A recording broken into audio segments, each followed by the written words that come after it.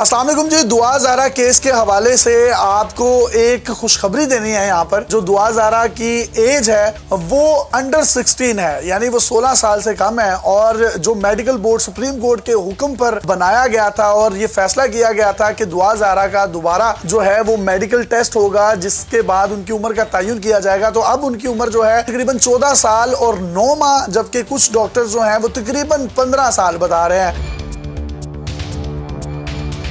और मेरी इस हवाले से हारिस भट्टी जो इस पूरे केस को शुरू दिन से देख रहे हैं, उनसे बात हुई तो उन्होंने कहा कि दुआ के वालिद इंतहाई खुश थे। वो शख्स पिछले 2 से 2.5 माह से अपनी बच्ची को इंसाफ दिलवाने के लिए दर दर की ठोकरें खा रहा था। जब कहीं से भी इंसाफ ना मिला तो फिर उसने सुप्रीम कोर्ट का दरवाजा खटखटाया और इस शख्स को पूरी कौम जो है वो भी खराज तहसीन पेश कर रही है। मेडिकल रिपोर्ट जिसके मुताबिक दुआ ज़ारा की जो उम्र है वो तकरीबन 15 साल के करीब बताई जा रही है।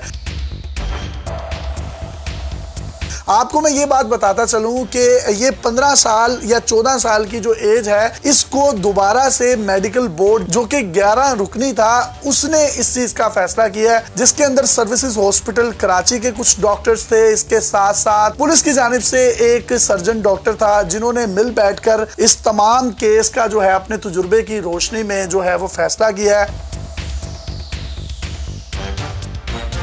और यहाँ पर मैं खिराज तहसीन पेश करना चाहूंगा, सोशल एक्टिविस्ट हैं जिब्रान नासिर साहब, जिन्होंने इस केस को फ्री ऑफ कॉस्ट टेकअप किया और वो आगे बढ़े कि इनके वालिदैन को इंसाफ जो है वो दिलवाना चाहिए। तो अब उम्मीद की किरण पैदा हो चुकी है कि जो दुआ के वालिद साहब हैं उनको इंसाफ मिलेगा।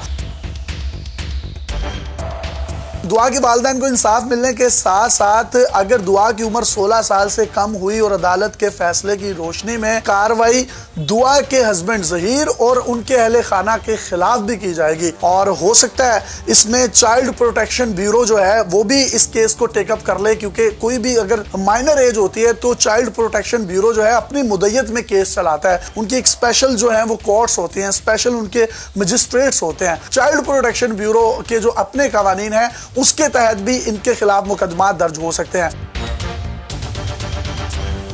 यहाँ पर ये बात मैं बताना जो है वो नहायत ज़रूरी समझता हूँ कि कुछ यूट्यूबर्स जिन्होंने अपनी रेटिंग्स के लिए, जिन्होंने अपने फॉलोअर्स बढ़ाने के लिए इस केस को टेकअप किया और झूठ पर मुबनी कुछ स्क्रिप्टेड वीडियोस बनाई, जिससे ना सिर्फ पूरी कौम की दिलाजारी हुई बल्कि उस बात की दिलाजारी हुई जो अपनी बेटी के लिए जंग लड़ा था और उस माँ के लिए जो हर पेशी पर अपनी बेटी को मिलने के लिए उसके करीब लिपकती थी, लेकिन कोई भी जो पुलिस एहलकार था या कोई सिविल में पुलिस एहलकार थे वो माँ बेटी को मिलने नहीं देते थे। जिब्रान नासिर साहब ने अपने एक पैगाम में ये भी कहा है कि जो दुआ की एज है वो उसके नादरा के डॉक्यूमेंट्स के अकॉर्डिंगली है, और इससे पहले जो रिपोर्ट बनाई गई थी जिसमें उसकी एज तकरीबन 17 साल के करीब बताई गई थी, और वो क्योंकि 16 प्लस हो गई थी, जिसकी वजह से अदालतें भी रिलीफ दे रही थी बच्ची को, और कहा जा रहा था कि बच्ची बालिग है, अडल्ट है और कानूनी तौर पर वो निकाह के काबिल है, लिहाजा वो खुद फैसला करे उसने अपने माँ बाप के साथ रहना है या अपने हस्बैंड के साथ रहना है। और दुआ ने फैसला किया था कि वो अपने माँ बाप को छोड़ेगी और वो ज़हीर के साथ वापस जो है लाहौर आ गई थी। अपने मेजबान को इजाजत दीजिए। देखते रहिए डेली पाकिस्तान। अल्लाह हाफिज़।